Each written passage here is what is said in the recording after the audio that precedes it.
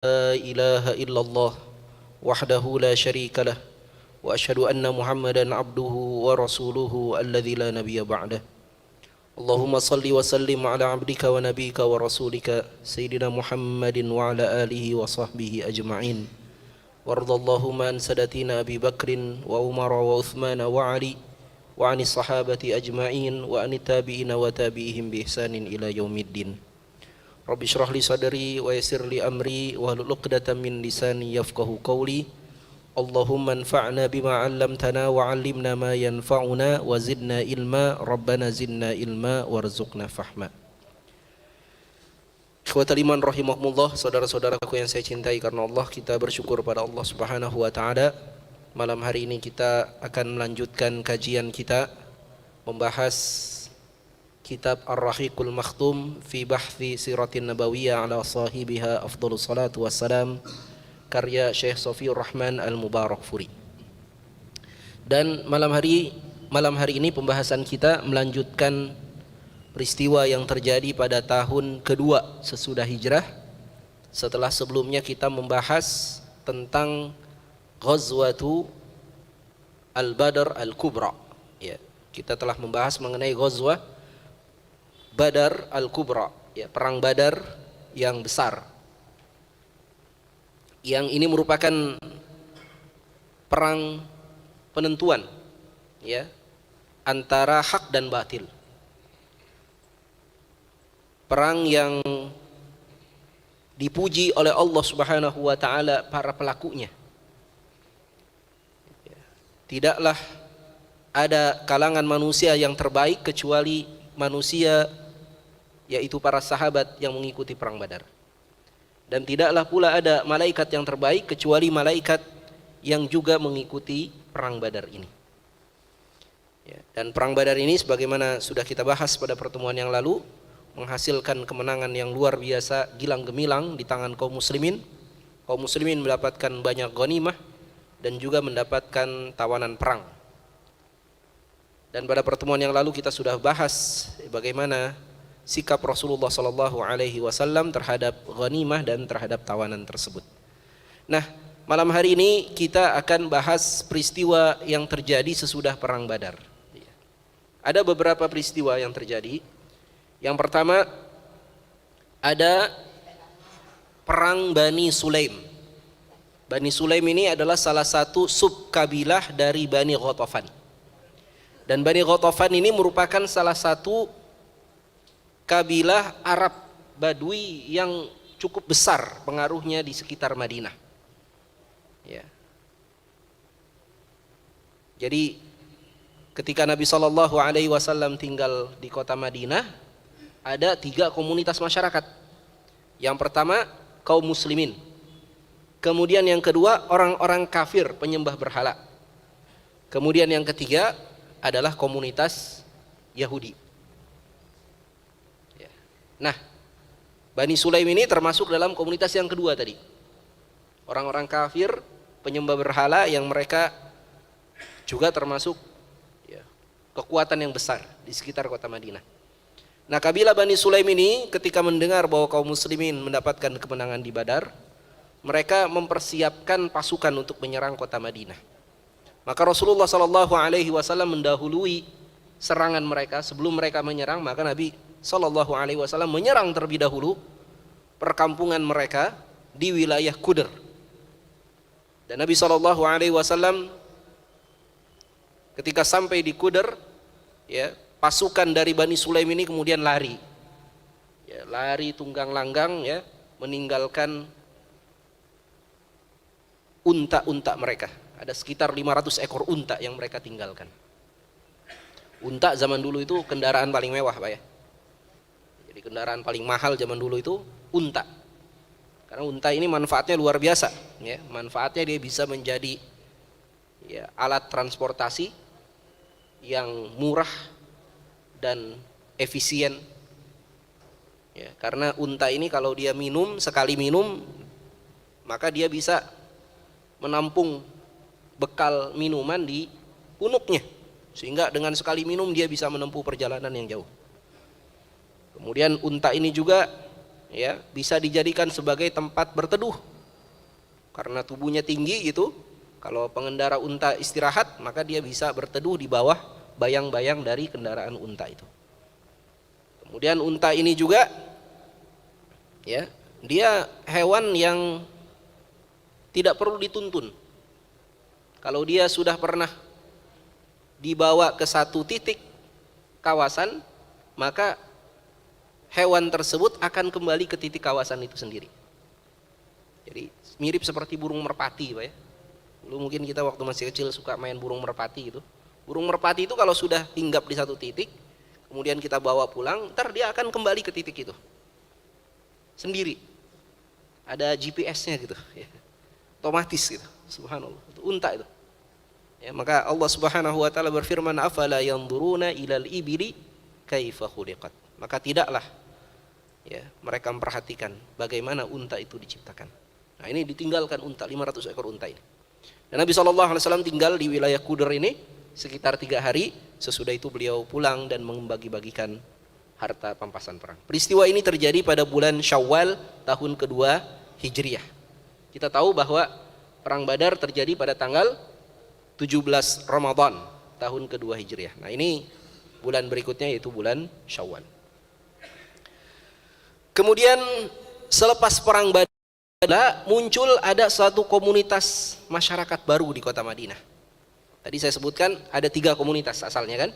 Ada Muslim, ada kafir, ada Yahudi.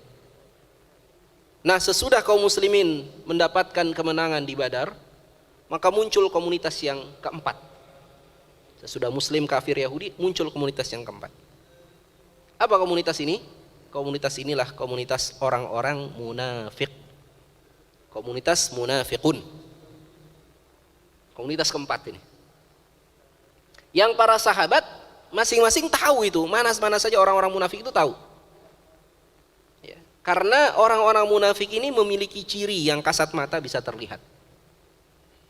Ya. Orang-orang munafik ini, Pak, sebelumnya adalah orang-orang kafir. Namun ketika perang Badar mereka pura-pura masuk Islam. Karena melihat kekuatan kaum muslimin. Mereka khawatir apabila mereka tetap dalam kekafirannya, mereka akan disakiti oleh kaum muslimin. Ya. Nah, komunitas munafik inilah yang nanti sesudah Nabi SAW wafat, mereka menjadi ahlu riddah. Mereka menjadi orang-orang yang kembali murtad. Sebagian mengikuti nabi-nabi palsu, sebagian murtad dan kemudian tidak mau membayar zakat. Ya, ini, jadi yang murtad itu bukan sahabat, Pak, bukan. Orang-orang munafik yang Rasulullah dan para sahabat sudah mengetahui siapa-siapa mereka. Ciri-ciri mereka nampak. Ya. Dan Nabi sering jelaskan mengenai ciri-ciri mereka itu. Misalnya dalam satu hadis yang terkenal, ya, Nabi SAW pernah bersabda, ayatul munafiq thalathun. Ciri orang munafik itu ada 3. Ya.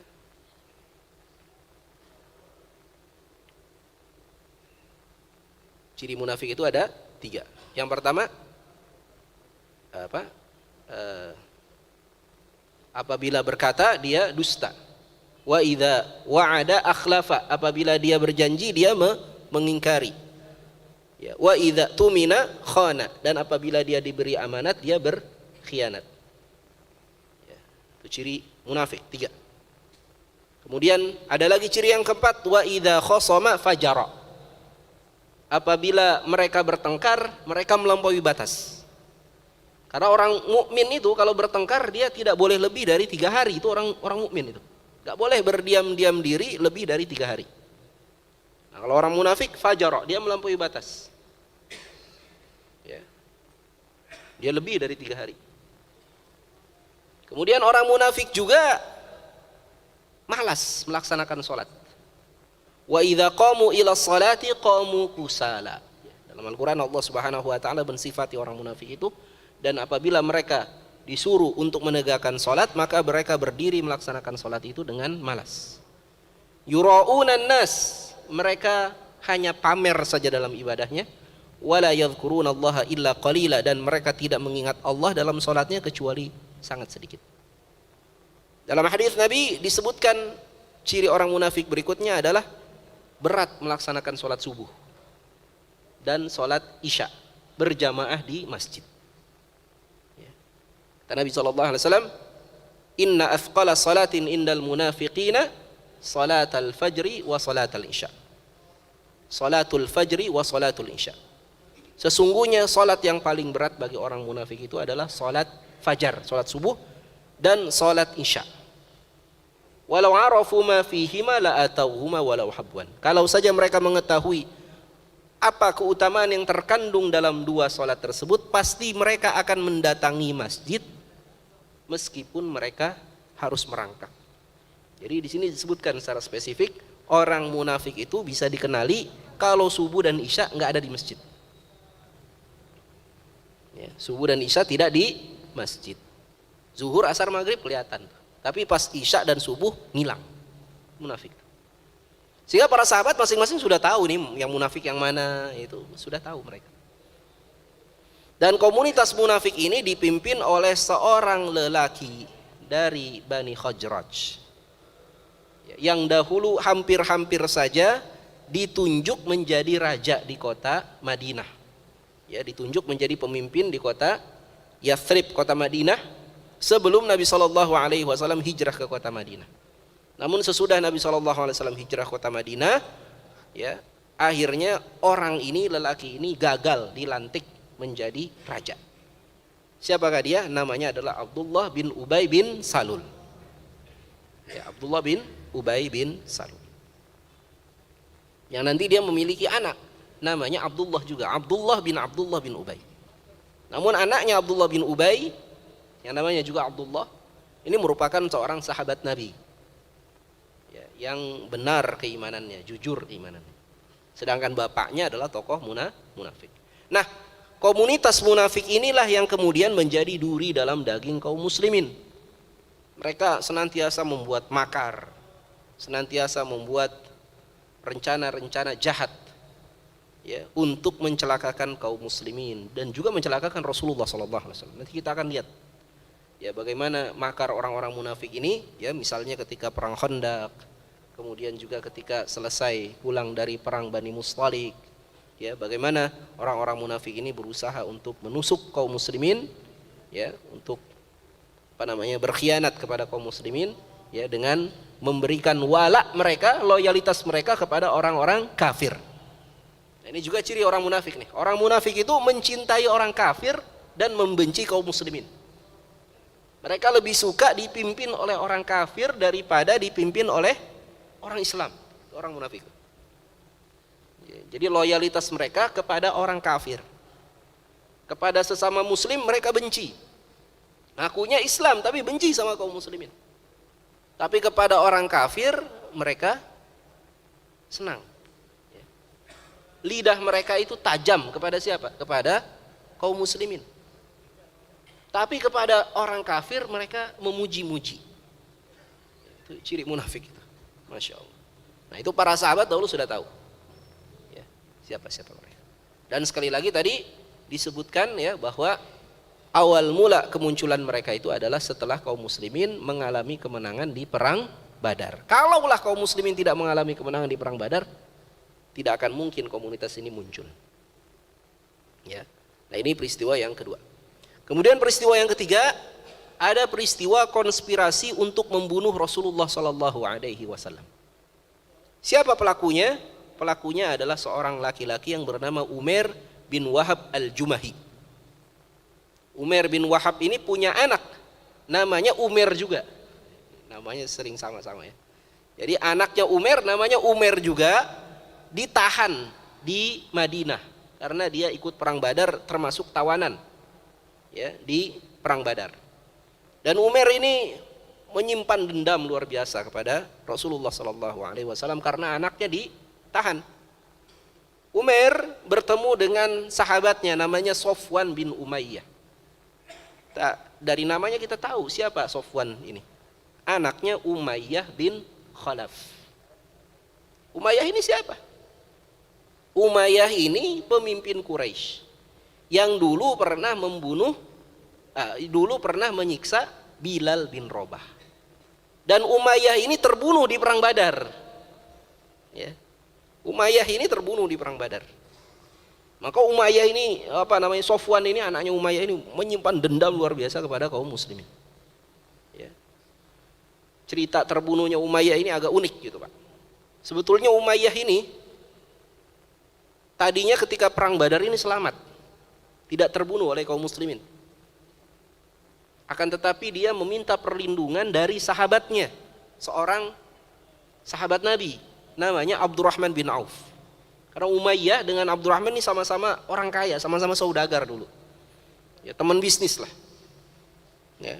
Bedanya Umayyah ini kafir, Abdurrahman bin Auf sahabat Nabi, muslim. Dalam pertempuran, akhirnya Umayyah mendekati Abdurrahman, "Wahai Abdurrahman, tolong aku.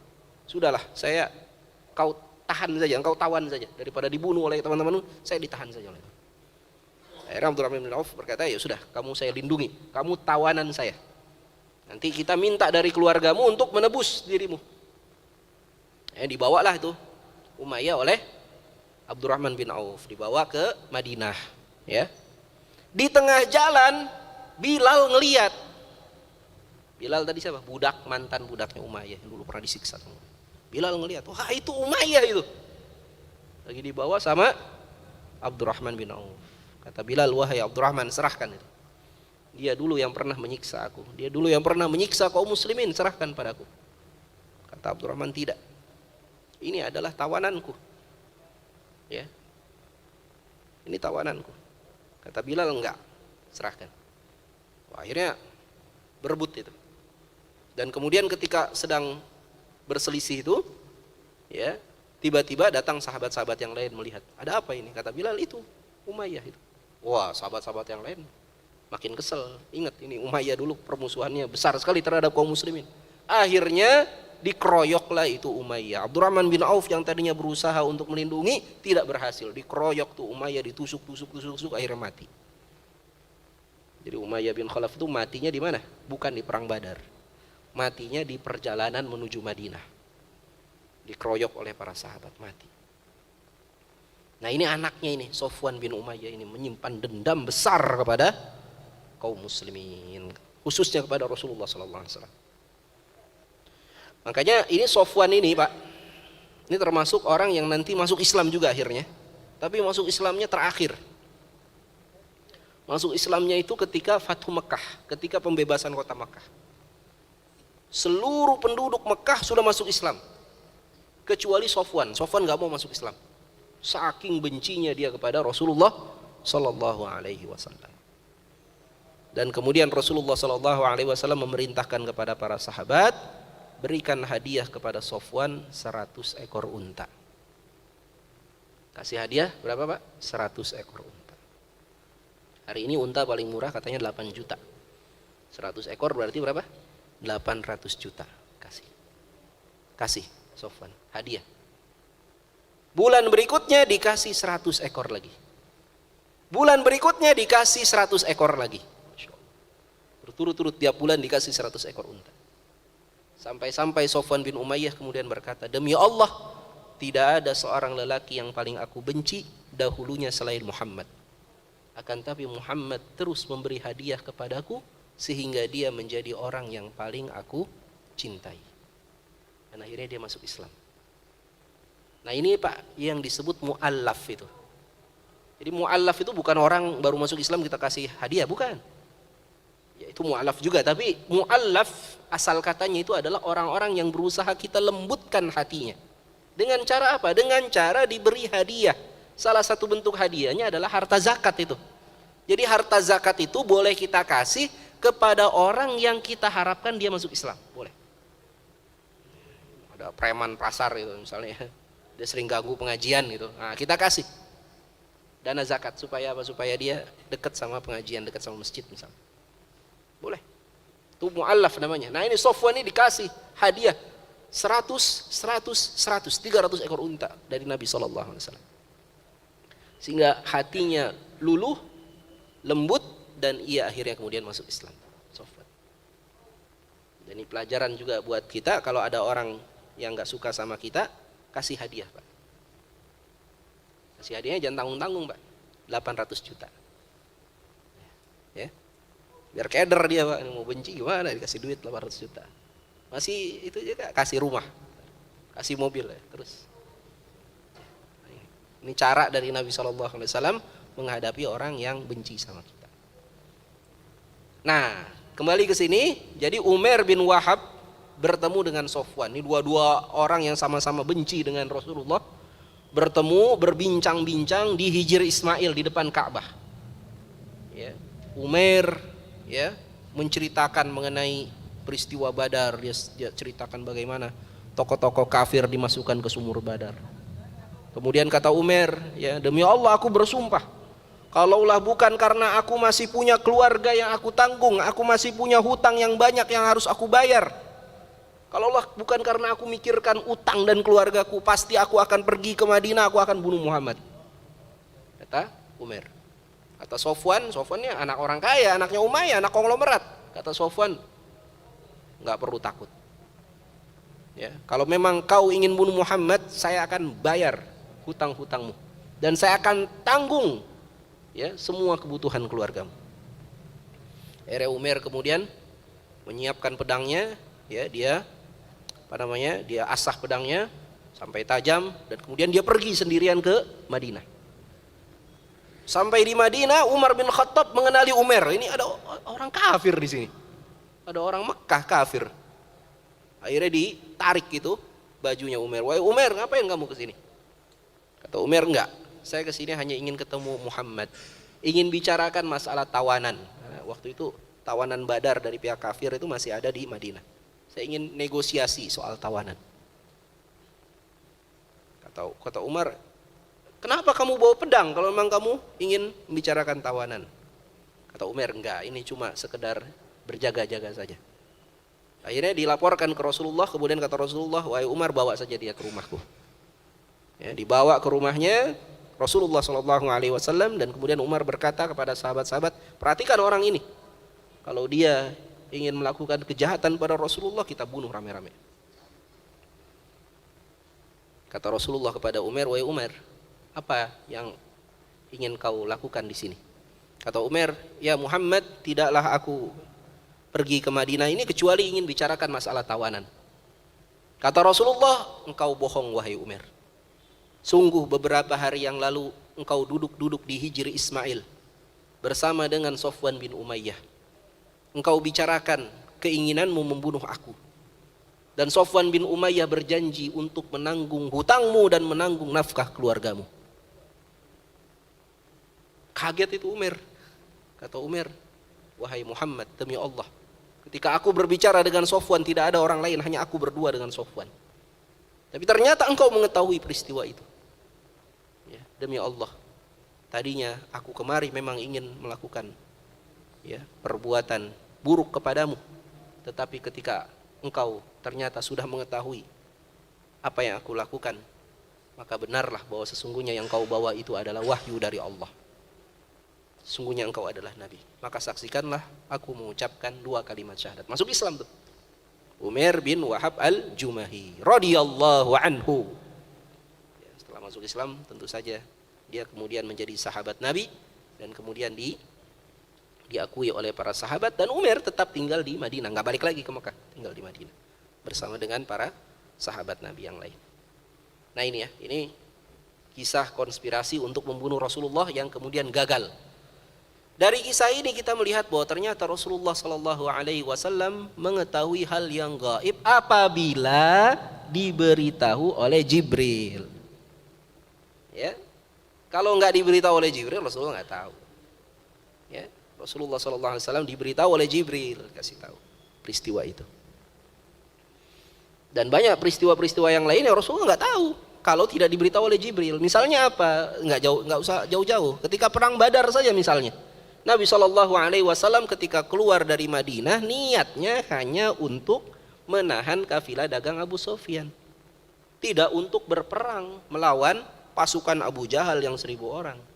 Niatnya hanya ingin menghalangi kafilah dagang Abu Sufyan yang cuma dikawal oleh 40 orang. Karena itu Nabi SAW membawa pasukan hanya 300 orang dan persenjataannya nggak lengkap-lengkap amat. Dan ternyata Allah mentakdirkan apa? Nabi SAW bertemu dengan pasukannya Abu Jahal, ya 1000 orang. Ini bukti bahwa Nabi nggak tahu hal yang gaib. Kalau Nabi tahu hal yang gaib bahwa nanti akan ketemu Abu Jahal, pasti yang dibawa nggak 300 orang. Pasti yang dibawa senjatanya juga lebih lengkap. Dan banyak lagi, ya, kisah-kisah yang lain yang membuktikan bahwa Rasulullah SAW tidak mengetahui hal yang gaib kecuali diberitahu oleh malaikat.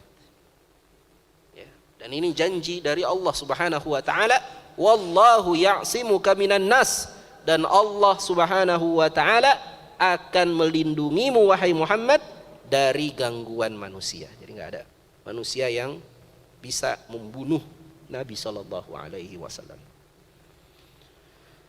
Kemudian ada peristiwa berikutnya, yaitu peristiwa perang Banu Qainuqa.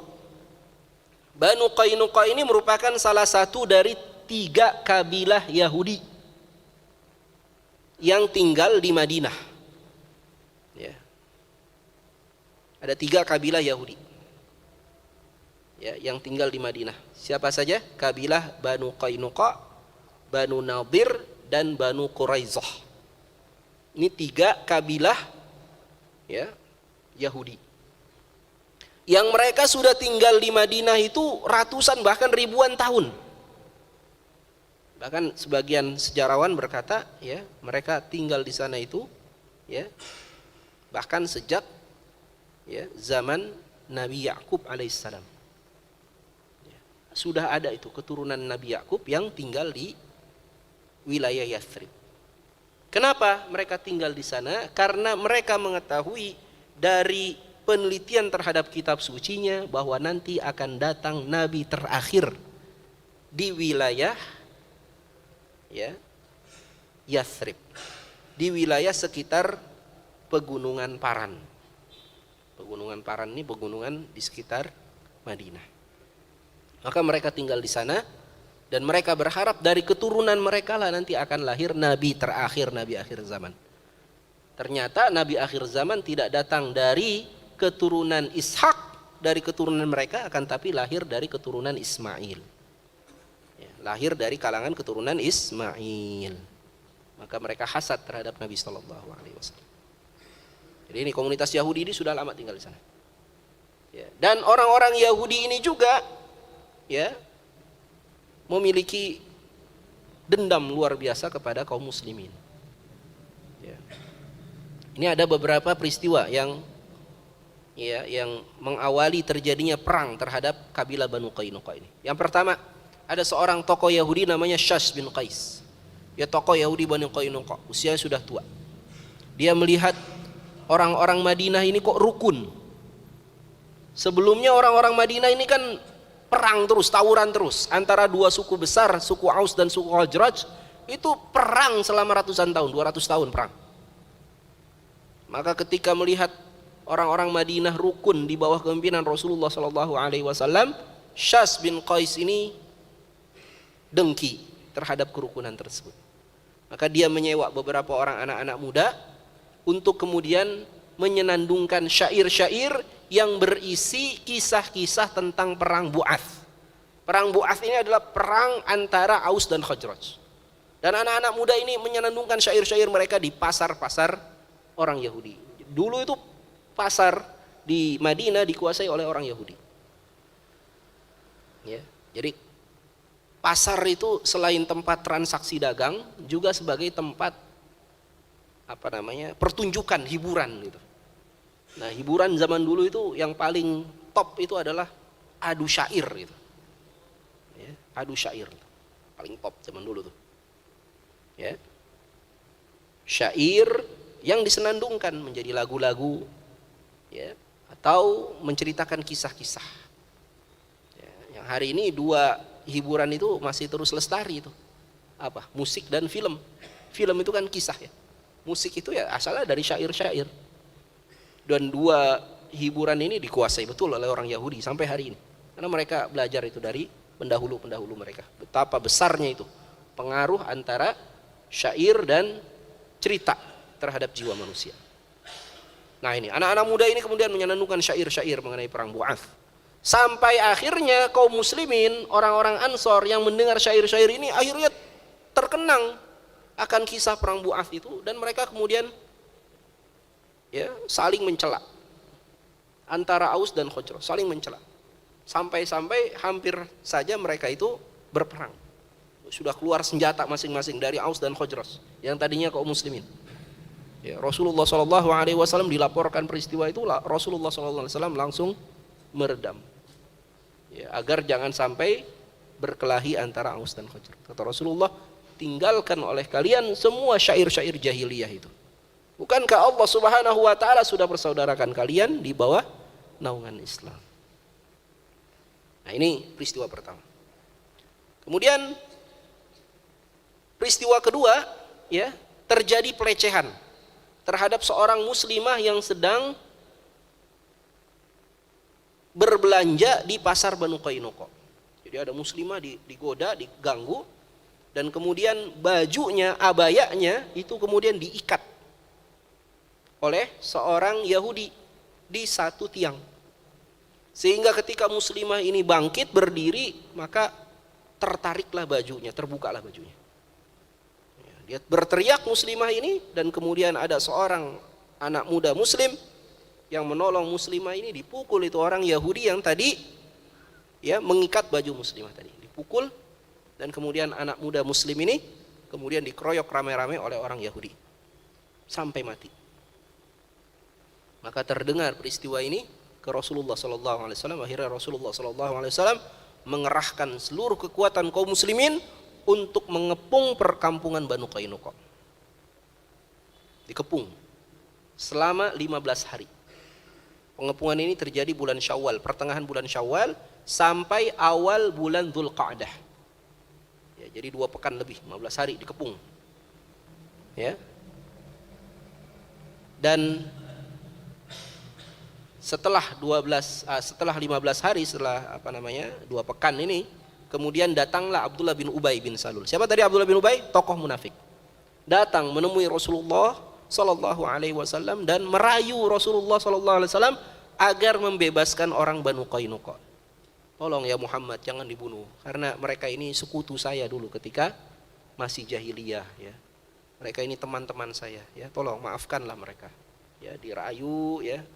Dan kemudian akhir Rasulullah SAW ya tidak jadi menyerang mereka, tapi Rasulullah memerintahkan agar orang-orang Banu Qainuqa ini keluar dari Madinah.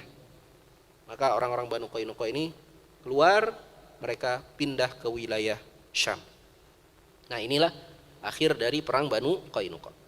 Kemudian ada perang yang lain, yaitu perang As-Sawiq. Sawiq ini artinya gandum. Bagaimana kisah awalnya? Abu Sufyan, tokoh kafir ketika itu, masih kafir, ya, memimpin 200 prajurit untuk menyerang desa-desa sekitar Madinah. Jadi tidak langsung nyerang Madinah, dia serang desa-desa, dia rampok, ada peternakan kaum muslimin dirampok, ada pohon-pohon ditebang. Jadi pasukannya jadi kayak rampok gitu di sekitar Madinah. Dan kemudian dia mengirim utusan masuk ke kota Madinah dan memprovokasi pimpinan-pimpinan Yahudi di Madinah untuk menyerang Rasulullah SAW. Namun orang-orang Yahudi di Madinah mereka gak berani. Kenapa? Karena sudah ada kejadian Banu Qainuqa dikepung oleh Rasulullah SAW. Sehingga mereka tidak berhasil, ya, untuk memprovokasi orang Yahudi untuk memberontak di Madinah. Nah, Rasulullah SAW ketika mengetahui bahwa ada pasukan ini yang mengganggu desa-desa di sekitar Madinah, Rasulullah mengerahkan pasukan nih, mengejar pasukan Abu Sufyan ini sampai wilayah Qarqaratul Qadr namanya. Ya, di tempat itulah, ya, ditemukan pasukannya Abu Sufyan, dan pasukan Abu Sufyan ini kemudian lari, meninggalkan persediaan gandum sawiq milik mereka. Maka sawiq inilah yang kemudian diambil oleh pasukan kaum muslimin. Maka disebutlah perang ini sebagai perang As-Sawiq, perang gandum. Ya, terjadi bulan Dzulhijjah. Kalau tadi Banu Qainuqa Dzulqa'dah, maka ini bulan berikutnya itu bulan Dzulhijjah. Kemudian terakhir ada peristiwa terbunuhnya seorang tokoh Yahudi namanya Ka'ab bin Al-Ashraf. Ya. Ka'ab bin Al-Ashraf ini ya tokoh Yahudi di Madinah yang dia sangat benci kepada Rasulullah SAW. ya, dia sering datang ke pasar-pasar di Madinah menyenandungkan syair-syair yang berisi penghinaan kepada Rasulullah. Dan bukan hanya Rasulullah yang dihina, namun juga dia menghina istri-istri Rasulullah SAW. Ya. Tapi Ka'ab ini punya pengikut banyak, dan Ka'ab tinggal di benteng yang kokoh, sehingga Rasulullah SAW kemudian memerintahkan kepada para sahabat, siapa di antara kalian yang mau membunuh Ka'ab bin Al-Ashraf? Ya, maka berdirilah 5 orang anak muda. Yang kemudian 5 orang anak muda ini, ya singkat ceritanya, berhasil masuk ke bentengnya Ka'ab bin Al-Ashraf dan berhasil membunuh Ka'ab bin Al-Ashraf. Ya, dari peristiwa ini, Pak, ini ada pelajaran dari para ulama mengenai hukum orang yang menghina Rasulullah Sallallahu Alaihi Wasallam. Bahwa Rasulullah Sallallahu Alaihi Wasallam memang adalah orang yang santun, pemaaf, orang yang penyayang. Tapi apabila pribadi Rasulullah sebagai Rasul dihina, bukan pribadi Rasulullah sebagai manusia, tapi pribadi Rasulullah Sallallahu Alaihi Wasallam dihina, atau istri-istri Rasulullah sebagai ummahatul mukminin dihina, maka hukuman bagi penghina Rasulullah SAW adalah hukuman mati. Dan ini yang dahulu pernah diterapkan oleh Rasulullah SAW kepada Ka'ab bin Al-Ashraf. Dia dihukum mati. Ya. Rasulullah mengirim pasukan khusus tadi 5 orang, ya, ekspedisi kecil, tim kecil untuk kemudian menculik Ka'ab bin Al-Ashraf dari bentengnya dan kemudian membunuh Ka'ab bin Al-Ashraf. Kenapa? Karena salah satu syahadat kita adalah wa asyhadu anna Muhammadar Rasulullah. Kita bersaksi 2 hal. Kita bersaksi tidak ada Tuhan selain Allah, dan kita bersaksi bahwasanya Muhammad adalah Rasul Allah. Konsekuensi dari syahadat kita yang kedua bahwasanya Muhammad Rasulullah adalah kita wajib meyakini tidak ada manusia yang paling sempurna kecuali Muhammad sallallahu alaihi wasallam. Tidak ada manusia yang paling wajib kita cintai kecuali Muhammad sallallahu alaihi wasallam. Maka barang siapa yang mencela Rasulullah sallallahu alaihi wasallam, telah batallah syahadatnya, kafir dia, keluar dari lingkaran Islam. Dan hukuman bagi para pencela, ya, Rasulullah sallallahu alaihi wasallam dalam Islam, hukum syariatnya adalah hukuman mati. Tapi yang boleh menerapkan hukuman ini adalah pemerintah. Bukan orang per orang, ya, bukan. Jangan sampai nanti kita lihat kasus ada orang menghina Rasulullah misalnya. Ya. Zaman dulu, Pak, tahun 60-an waktu zaman PKI itu banyak sekali itu orang-orang komunis yang bikin tulisan, bikin tonil, drama menghina Rasulullah sallallahu alaihi wasallam. Ya, banyak. Kalau zaman sekarang banyak atau tidak? Ada juga, Pak. Masya Allah. Menghina Rasulullah sallallahu alaihi wasallam. Nah, kalau kita melihat orang seperti itu, boleh nggak kita bunuh orang itu secara langsung? Tidak boleh. Ya, yang berhak membunuhnya, mengeksekusinya adalah pemerintah. Ya, nggak boleh orang per orang. Bisa kacau, Pak. Karena urusan darah, urusan itu urusan berat, ya. Nggak boleh kemudian kita, ya, ambil wewenang pemerintah ini. Maka kita adukan ini kepada pemerintah. Nah, pemerintahlah yang nanti berhak untuk menentukan atau menghukum orang tersebut. Kalau pemerintah berdasarkan syariat Islam, maka hukumannya adalah hukuman mati. Demikian, ya, wallahu a'lam bishawab. Inilah beberapa peristiwa yang terjadi menjelang atau setelah perang Badar, menjelang perang Uhud. Nanti perang Uhud akan terjadi pada tahun ke-3 Hijriah. Insyaallah akan kita bahas mengenai awal mula terjadinya perang Uhud pada pertemuan yang akan datang.